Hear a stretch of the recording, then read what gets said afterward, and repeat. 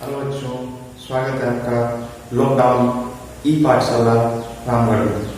मैं Pradeep Kumar, RB school Sangli का शिक्षक। आज आपको बताऊंगा कक्षा 10 की वास्तविक संख्याएं।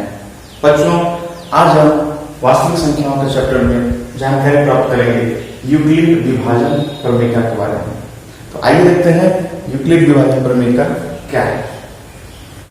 इसका स्टेटमेंट है, यदि a तथा b दो धनात्मक संख्याएं हों तो हमें ऐसी अद्वितीयपूर्ण संख्याएं q तथा r मिलेंगी कि a = bq + r होगा, जहां पर r b से छोटा है तथा 0 से बड़ा या उसके बराबर। उदाहरण बच्चों, यदि हम 17 को 6 से भाग देते हैं तो हमें क्या मिलता है?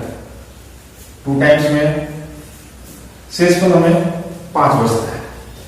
देखते हैं, यहां पर a का मान 17 है, b का मान 6 है, q का मान 2 है तथा r का मान 5 है। तो अब हम देखते हैं, इस परिभाषा पे रखने पर a = bq + r रखने पर a की जगह 17, b की जगह में जो मेरा भागफल है 6, q b की जगह 6 रखने पर q की जगह में 2 रखने पर रिमाइंडर शेषफल जो है 5 रखने पर हम पाते हैं दोनों तरफ की 17 = 17। इसका मतलब है ये यूक्लिड विभाजन प्रमेय को संतुष्ट है।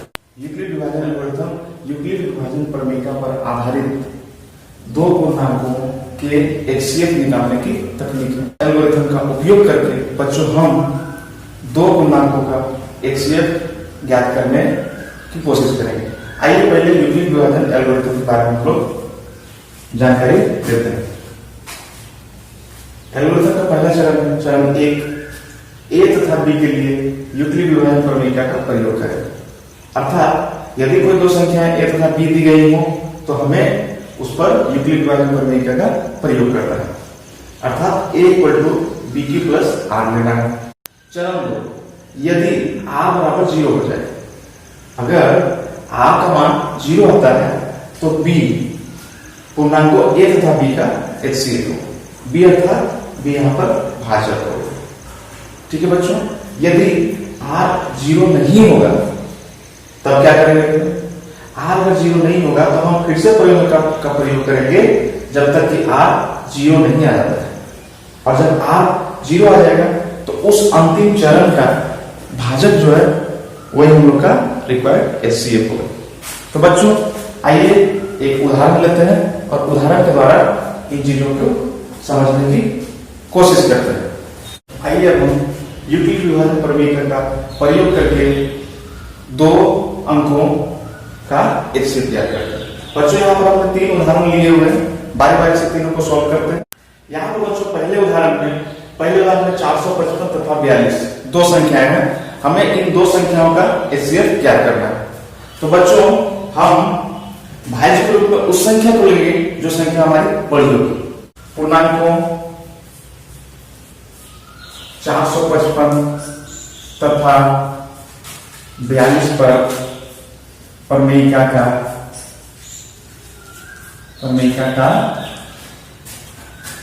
प्रयोग करें।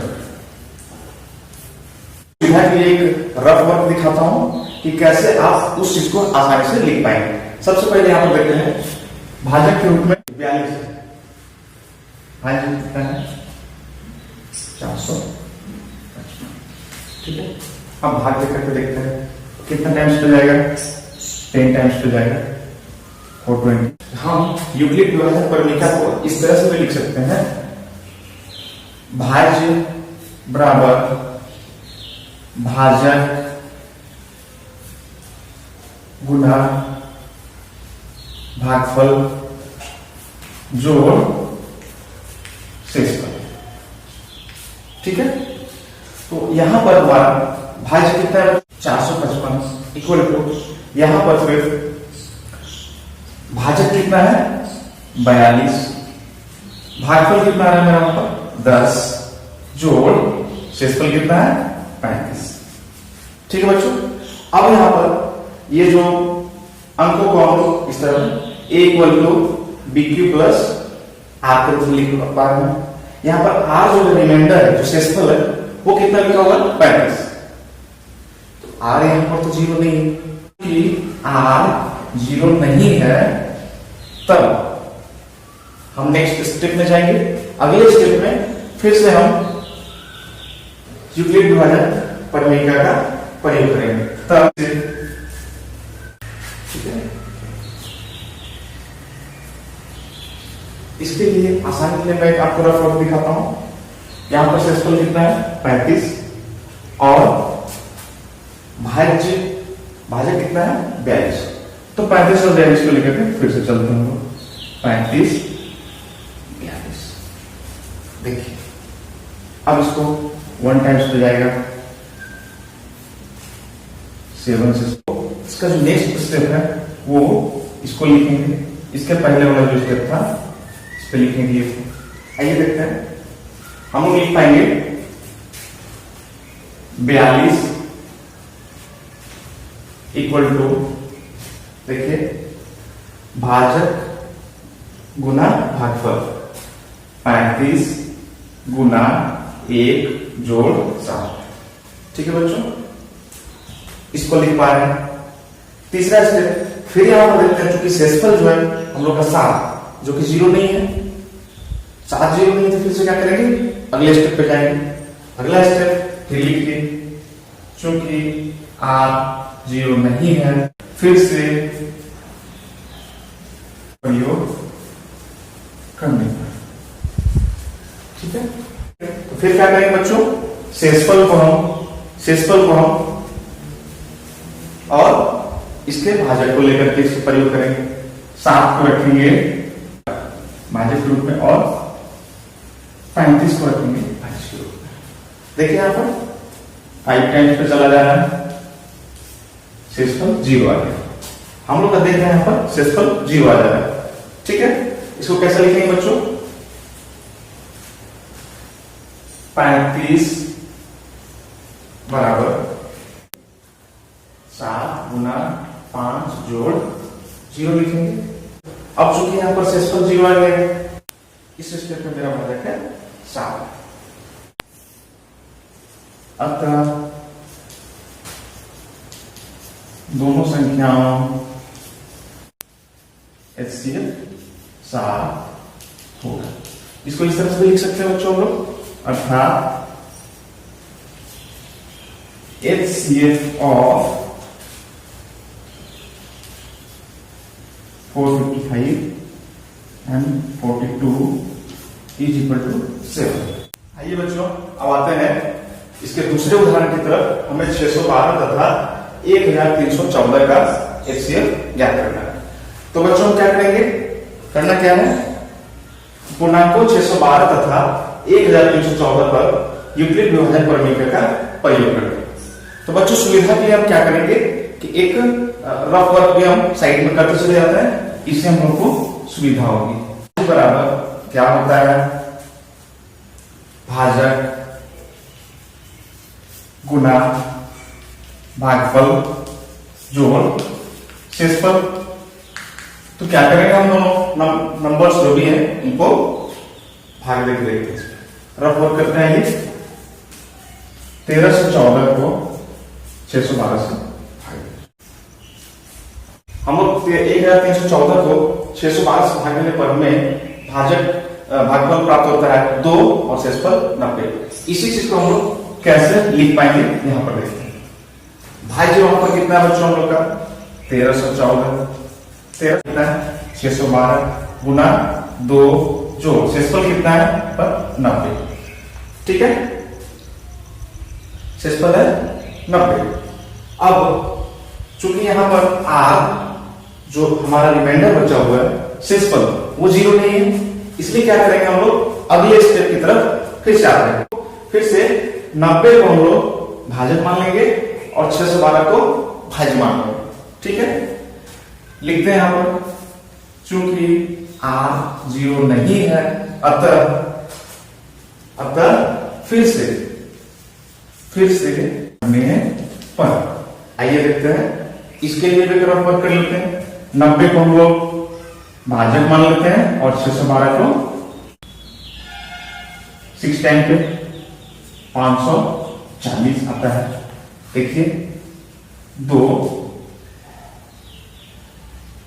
7, देखिए हम लोग आइए लिखते हैं,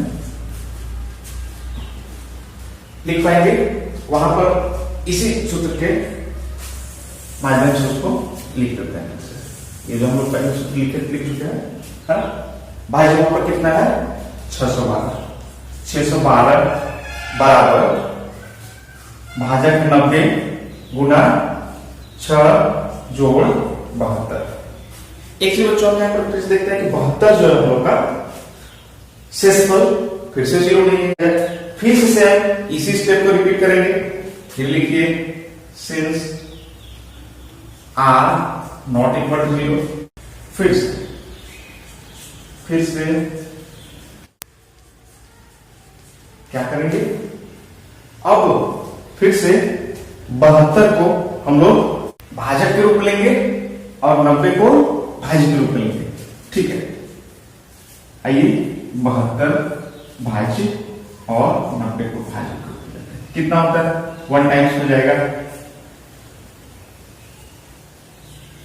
इस चीज को फिर से हम लोग यहां पर लिखते हैं। इस पे आइए भाज्य बराबर भाजक गुना भागफल जोड़ शेषफल, इस चीज को यहां पे अप्लाई करते हैं। तो हम लोग पाते हैं कि वहां भाज्य 90 है, 90 बराबर क्या लिखेंगे 72 जोड़ भाजक गुना भागफल जोड़ शेषफल कितना है, हमारा शेषफल है 8। ठीक है, फिर से हम देखते हैं यहाँ पर शेषफल जो हम लोग का है, शेषफल जो है 18 को 0 नहीं है, क्या किया जाएगा, फिर से अगले स्टेप की तरफ हम चलेंगे। लिखिए since r not equal to 0, तब मैं बार-बार इस सेंटेंस में लिखता हूं, डायरेक्ट कर देता हूं, है ना। क्या हो जाएगा, तब फिर हम क्या करेंगे 18 को भाज्य के रूप में लेंगे और 72 को भाजक के रूप में लेंगे। लीजिए 18 हम देखते हैं 4 टाइम्स पे ये आसानी से चला जा रहा है। इस स्टेप को हम यहां पर लिखते हैं बच्चों, तब 72 बराबर हो जाएगा 18 भाजक गुना भागफल, 18 गुना 4 जोड़ 0। अब यहां पर देखते हैं हम शेषफल 0 आ जाएगा। तो इस अंतिम चरण, अतः ये हम लोग का अंतिम चरण होगा। और इस अंतिम चरण पे जो भाजक है, क्या है अंतिम चरण का भाजक, देखिए 18 है। इस अंतिम चरण का भाजक क्या है बच्चों, 18 है। तो हमारा रिक्वायर्ड एचसीएफ क्या होगा इन दोनों का, 18।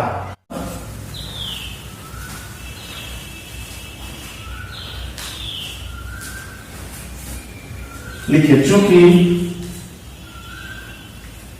R बराबर 0, अतः इस अंतिम चरण का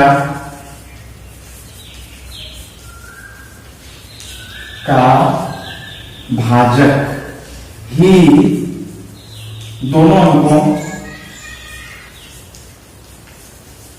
पूर्णांकों का HCF होगा।